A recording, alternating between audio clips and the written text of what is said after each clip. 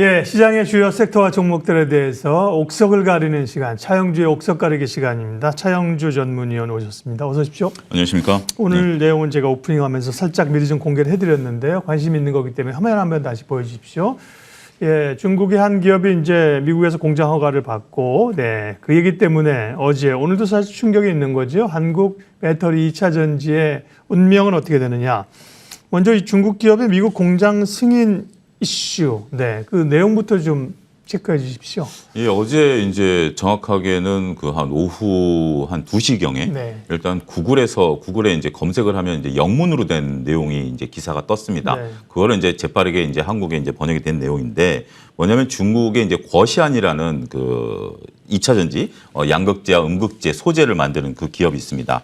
그 기업이 미국에 25만 달러를 투자한다라는 발표가 나왔고요. 구체적으로 미시간주에 이제 투자를 하고 미시간주의 승인을 받았다라는 내용이 시장에 전해지면서 관련주들의 변동성을 확대시키는 그런 모습이었습니다.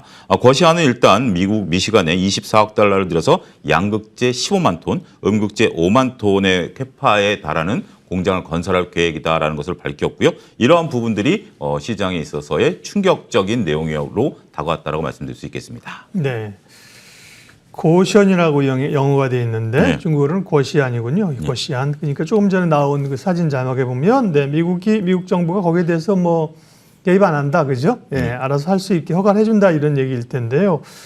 그런데 뭐 이미 소식을 좀 듣고 아시겠습니다만 이 기업의 최대 주주는 이제 독일 폭스바겐이 됐기 때문에요. 그러니까 미국에서도 이걸 그러면 중국 기업이 아니라 독일 기업으로 봐서 승인해 준 거냐, 중국 기업은 이런 방식으로 해서 미국을 뚫고 들어가는 거냐, 좀 논란이 좀 있습니다. 그죠? 예, 이게 상당히 뭐 정제되지 않은 계속 진행될 수밖에 없는 그런 논란이다라고 말씀드릴 수가 있겠습니다. 여러분들 지금 지분 구조를 오늘 한 증권사에서 리포트를 통해서 이제 밝혔는데 보면 이제 폭스바겐이 25%를 갖고 있고 나머지는 이제 중국 이제 회사들이 갖고 있습니다. 네. 원래 이제 중국에서 만들어진 회사인데 이게 이제 폭스바겐이 25% 지분 투자를 한 거죠. 나머지 이제 어떻게 보면 50% 넘는 이제 소액 주주들이 있는데 대부분 뭐 중국 분들이기 때문에 이게 중국 회사냐 아니면 폭스바겐의 독일 회사냐라고 보는 것에 대한 시각은 다양할 수 있을 것으로 보여집니다. 어찌됐든 현재 미시간주의 승인을 일단은 획득했다라는 거죠.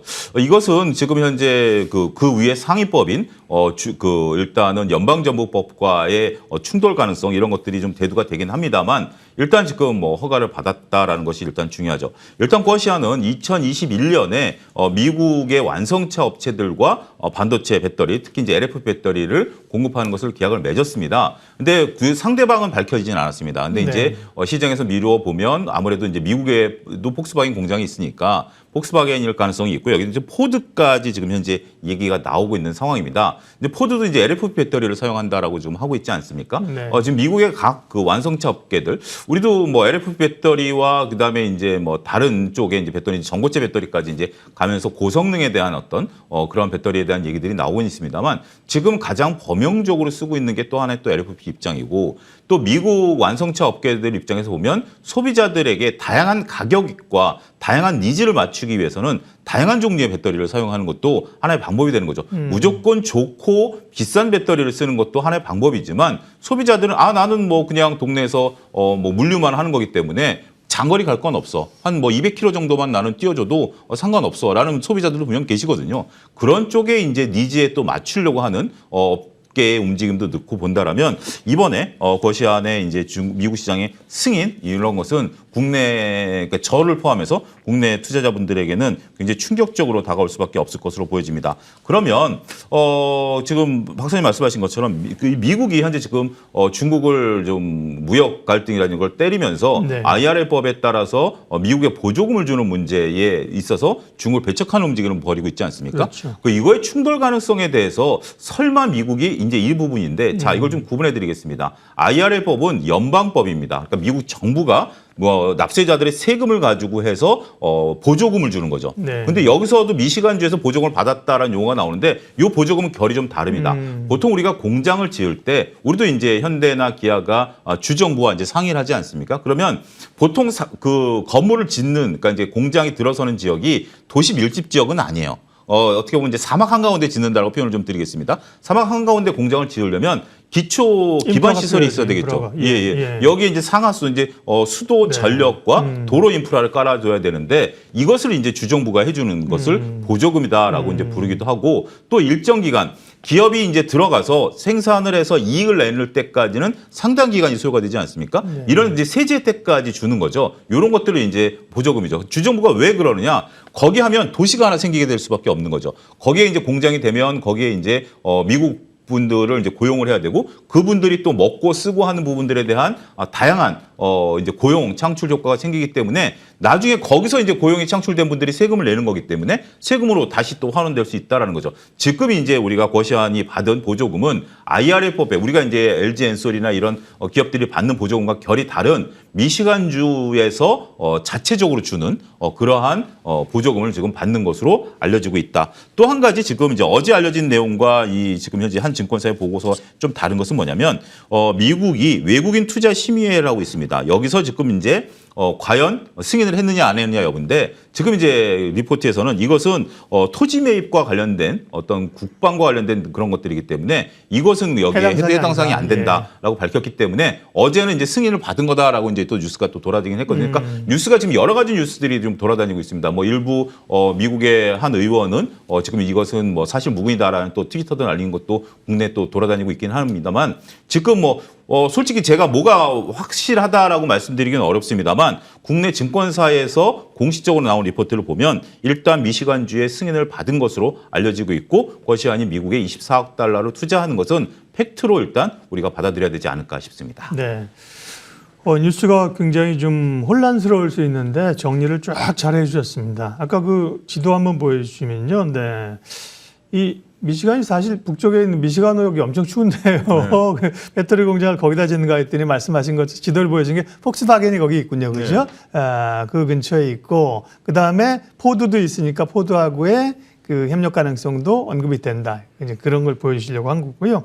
자, 그럼 이제는 팩트 체크를 했고 영향 분석을 해야 되는데 일단 미국 입장과 중국 입장이 있겠습니다. 미국 입장은 정부 입장에서 중국을 배제하려고 할 텐데 사실 기업 입장은 다른 거거든요. 그렇죠. 기업 입장은 뭐 말씀하신 LFP도 필요하고 싸게 하려면 그런 공급망을 가져야 되니까 그죠? 그다음에 중국 입장에서는 어쨌든 간에 미국 시장을 뚫어야 되는데 이렇게 간접적으로라도 뚫는다는 게 되는구나 이런 사인이 될 수 있어서 그런 입장 차이 이런 걸 좀 얘기해 주세요. 예, 지금 이제 우리가 얼마 전에도 포드가 이제 그 중국 업체와 함께 이제 합작 지분을 형태를 통해서 네. 이제 미국의 진출의 얘기가 나왔고 그렇죠. 그것도 지금 이제 아직 수면 아래로 가라앉아 있지만 네. 이거 아직 확정된 거는 아닌 걸로 보여집니다. 그러니까 된다 안 된다는 아닌 것 같고 일단 여기에 또 이제 상하 의원들이 조금 이제 다양한 얘기들이 쏟아내고 있기 때문에 일단 그것도 여러분들 기억이 나실 겁니다. 올해 초에 이제 벌써 얘기가 나왔던 건데 지금 이제 그러면 앞서 언급드렸던 것처럼 과연 A라는 기업을 볼 때 뭐 글로벌 지분들이 다 들어가 있는 거죠. 이것을 중국 기업으로 어떻게 그 자리매김하느냐 이게 상당히 우리가 좀 글로벌 스탠다드는 없다라고 말씀드릴 수가 있겠죠. 지금 이제 삼성전자만 보더라도 외국인 지분율이 상당히 높죠. 그렇지만 어떻게 보면 외국인들, 하나 외국인은 아니겠습니다만 외국인과 우리 대주주만 놓고 본다면 외국인 지분들이 더 높겠죠. 그럼 삼성전자를 외국 기업으로 봐야 되느냐? 이것은 뭐 여러 가지 논쟁거리가 충분히 가능한 뭐 어떤 경영학적인 그런 부분들이라고 말씀드릴 수가 있겠습니다. 그런 부분들을 지금 파고들었다라고 말씀드릴 수가 있겠죠. 지금 거시안이 이름이 이제 중국 이름이고 중국 실질적으로 이제 중국의 회사이긴 하지만 대주주는 뭐 폭스바겐이기 때문에 이거를 뭐 유럽 회사로 볼 수 있느냐라는 부분들도 있죠.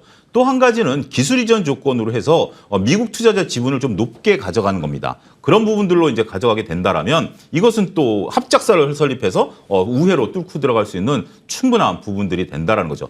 우리가 과거에 이제 중국에 이제 진출할 때도 중국은 이제 딱 법적으로 요구했죠. 51대 49. 우리가 이제 49% 지분을 받고 중국이 51을 가져가면서 기술 이전까지 하라라는 것 때문에 중국이 결국 성장한 거 아니겠습니까? 한편으로는 우리는 이제 일본에서 또 그러한 방식으로 기술을 받아 받아왔던 부분들도 있죠. 미국도 그와 유사한 방식으로 이루어질 것으로 보여집니다. 만약에 이게 막히게 된다라면 이거보다 또 다른 방법을 분명 찾을 겁니다. 더군다나 이 중국의 를 완전히 벗어남으로써 중국을 배제하고 글로벌 생태계만 가지고 유지한다는 것은 기업 입장에선 비용 부담이 커지죠. 중국산은 싸게 쉽게 들어올 수 있는 부분들이지만 이 대체제를 또 다르게 개발한다는 것은 기업 입장에서 비용 부담이 되는 거죠.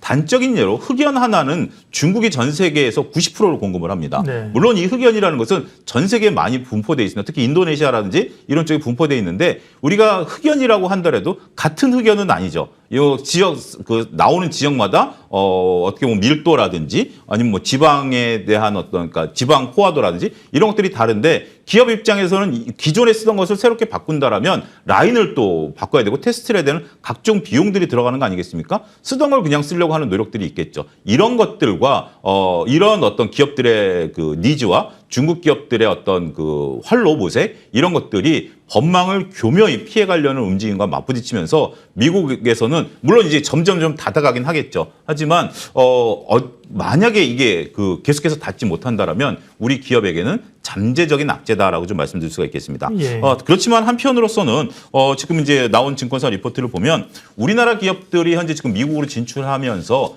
대부분 우리나라 이제 셀 기업들에게 공급을 하는 것으로 현재 계약을 맺었기 때문에 이 부분에 대해서는 크게 우려할 바는 아니다라는 게 기본적인 논리입니다. 더군다나 우리나라 셀 기업들 입장에서 보면 중국과 관련된 좀 싼 원료가 있다 하더라도 장기적으로 만약에 이게 닫힐 것에 대한 리스크도 감안해야 된다라면 국내 기업들을 안정적으로 쓸 수밖에 없다라는 거죠. 이런 부분들이 작용하면서 전반적으로 이것은 생각지도 못했던 악재임에도 불구하고 우리나라 뭐 이제 소재 업체들이 장기적으로 보면 다양한 기업과 미국에서 경쟁해야 되는, 그러니까 이제 우리나라 셀 업체뿐만이 아니라 뭐 다른 데도 이제 또 납품을 해야 되는 부분에 있어서는 경쟁이 되긴 할 거지만 일단 우리나라 소재 업체들이 대세를 흔들 정도의 문제는 아직은 아닌 것으로 그렇게 결론을 좀 내려야 될 것으로 보여집니다. 네, 정리가 잘 되고 있습니다. 보면 연방 정부는 사실은 그 보조금을 주는 건데 보조금 혜택 안 된다, 그죠? 네. 근데 주정부가 허가해줬다, 보조금 없이 하겠다 이거니까 이거죠.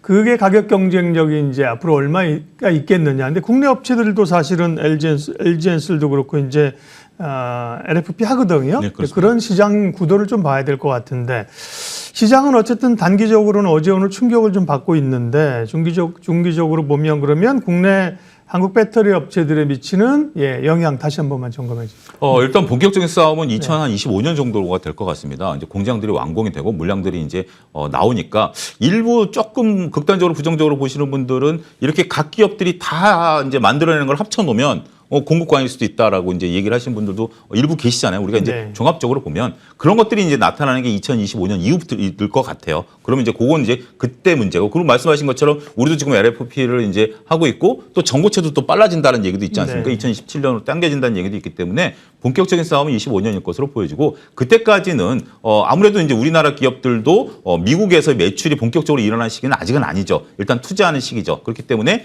기대감으로 움직일 가능성이 있다라고 보여집니다. 한 가지 지금 이제 어제 또 나온 악재라고 볼 수 없는 것이 유럽에서 이제 그 2차 전지에 대한 얘기가 나왔는데 그거는 이제 세부 법안이 2024년에 만들어지니까 아직까지 시간적 여유 있다는 산업통상부의 공식적인 발표가 있었고요. 네. 일단 투자자 입장에서는 변동성은 일단 조금 있을 수 있다라는 점을 네. 보셔야 될 것 같아요. 이런 것들은 차트에 다 녹아 들어가 있고 일단 수급이 좀 불안정해졌기 때문에 오늘 어제 이제 밀렸던 거의 절반 이상을 조금 만회하느냐가 여부일 것 같고요. 그렇지 않으면 단기적으로는 조금 조정이 이어질 가능성이 있고 긴 호흡으로 좀 보는 시각의 전환이 필요하지 않을까 말씀드릴 수 있겠습니다. 그러면 투자 전략 잠깐 말씀하셨지만 이 얘기를 포함한 2차 전지에 대한 투자 전략 마무리하겠습니다. 저는 전반적으로 2차 전지에 대해서는 뭐 제가 2021년서부터 MTN에서 계속 셀 소재, 특히 2022년에는 초반서부터 소재를 계속해서 말씀드려 왔었습니다. 하지만 이제 주가의 밸류 부분은 최근에 있어서 저도 좀 고민이 되는 부분들이긴 하지만 이 산업 자체에 대한 그 뷰는 변함이 없다라는 거죠. 하지만 우리가 이제 이 산업이 글로벌이 이제 개화가 되면서 전반적으로 이제 다양한 이슈들이 이제 터져 나올 것으로 보여집니다. 따라서 무조건 장기적으로 주가가 우상향한다. 그러니까 산업이 되는 건 맞지만 주가가 장기적으로 우상향하는 문제에 대해서는 끊임없는 검토가 필요할 것으로 보여집니다. 이게 장기 투자의 어려움이죠. 지금 저희가 이 꿔시한 얘기가 나올 거라고는 어느 누구도 예상 못했던 거 아니겠습니까? 그렇죠. 그런 것처럼 계속해서 이런 이슈들이 또 나올 겁니다. 물론 또 이런 악재성 뉴스뿐만 아니라 또 긍정적인 뉴스도 나올 거예요. 우리나라 뭐 소재업체가 미국을 뚫었다라든지 이런 계속 뉴스들이 나올 거기 때문에 그런 뉴스 플로우를 체크해가면서 장기 투자를 하셔야지 무조건 뷰가 좋으니까 묻어두면 된다라는 시각에서는 조금 벗어나실 필요도 있지 않을까. 하지만 여전히 긍정적인 섹터이면은 틀림없다. 이렇게 말씀드리도록 하겠습니다. 차영주 역속 가르기 오늘은 이제 중국 기업 궈시안의 미국 공장 승인 관련된 국내 2차 전지 업체들 영향 전략까지 세워봤습니다. 차영주 전문위원 함께했습니다. 고맙습니다. 감사합니다.